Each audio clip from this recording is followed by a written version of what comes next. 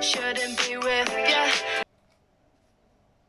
Captain Orlov and his Aleut hunters moved to the island that morning, making many trips from their ship to the beach of the Coral Cove. Since the beach was small and almost flooded when the tide was in, he asked if he could camp on higher ground. This my father agreed to. Perhaps I should tell you about our island so you will know how it looks and where our village was and where the Aleuts camped for most of the summer. Our island is 2 leagues long and 1 league wide, and if you were standing on one of the hills that rise in the middle of it, you would think that it looked like a fish, like a dolphin lying on its side, with its tail pointing towards the sunrise, its nose pointing to the sunset, and its fins making reefs and rocky ledges along the shore. Whether someone did stand there on the low hills in the days when the earth was new because of its shape, called it the island of the Blue Dolphins, I do not know.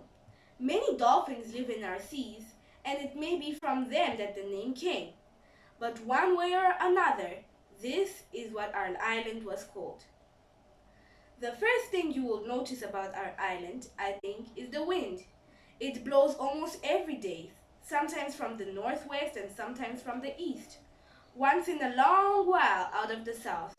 All the winds except the one from the south are strong, and because of them, the hills are polished smooth and the trees are small and twisted, even in the canyon that runs down the Coral Cove.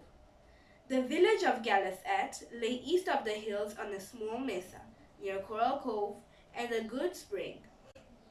About a half-league to the north is another spring, and it was where there the Aleuts put up their tents, which were made of skins and were so low to the earth that the men had to crawl into them on their stomachs. At dusk we could see the glow of their fires. That night my father warned everyone in the village of Galasat against visiting the camp. The Aleuts come from a country far to the north, he said. Their ways are not ours, nor is their language. They have come to take otter and to give us our share in many goods, which they have and which we can use. In this way shall we profit. But we shall not profit if we try to befriend them. They are people who do not understand friendship.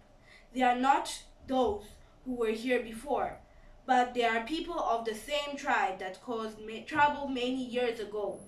My father's words were obeyed. We did not go to the Aleut camp, and they did not come to our village. This is not to say that we did not know what they did, what they ate, and in what way they cooked it, how many otter were killed each day, and other things as well, for someone was always watching from the cliffs while they were hunting, or from the ravine when they were in camp. Ramo, for instance, brought news about Captain Orlov. In the morning, when he crawls out of his tent, he sits on a rock and combs until the beard shines like a cormorant's wing. Ramo said. My sister Ulape, who was 2 years older than I, gathered the most curious news of all. She swore that there was an Aleut girl among the hunters. She is dressed in skins just like the men, Ulape said. But she wears a fur cap, and under the cap she has thick hair that falls to her waist. No one believed Ulape. Everyone laughed at the idea that the hunters would bother to bring their wives with them. The Aleuts also watched our village. Otherwise, they would have not known about the good fortune which befell us soon after they came. It happened in this way. Early spring is a poor season for fishing. The heavy seas and winds of winter drive the fish into deep water, where they stay until the weather is settled and where they are hard to catch. During this time, the village eats sparingly, mostly from stores of seeds harvested in autumn. Word of our good fortune came on a stormy afternoon, brought by Ulape, who was never idle. She had gone to a ledge on the eastern part of the island, hoping to gather shellfish. She was climbing a cliff on the way home when she heard a loud noise behind her. At first, she did not see what had caused the noise.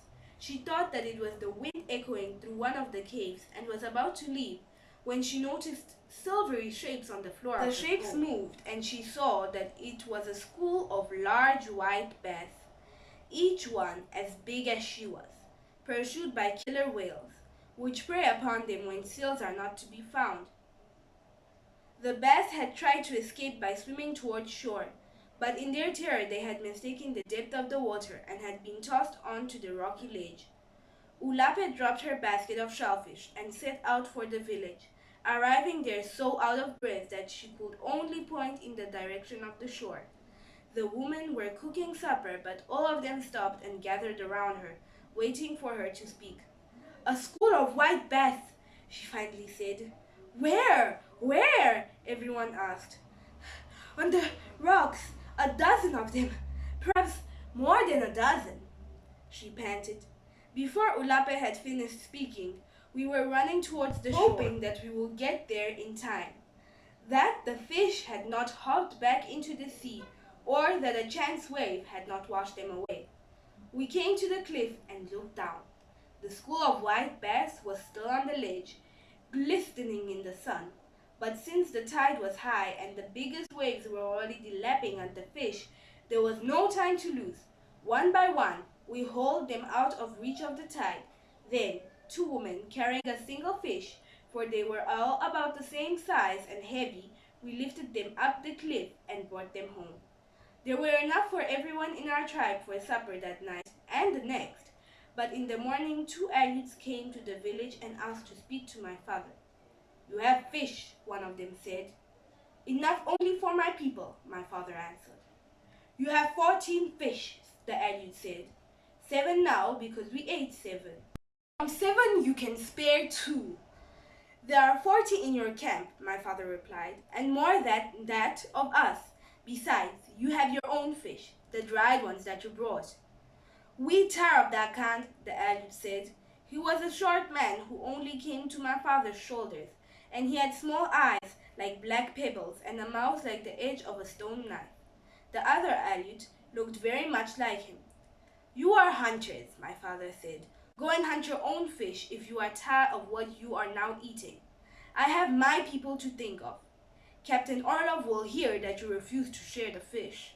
"Yes, tell him," my father said, "but also why we refuse." The Aleut grunted to his companion, and the two of them stalked off on their short legs across the sand dunes that lay between the village and their camp. We ate the rest of the white bass that night, and there was much rejoicing. But little did we know, as we ate and sang and the older men told stories around the fire, that our good fortune would soon bring trouble to Galasat. That was chapter 2, everyone. I know And now, chapter 3. I'm just a loser. Should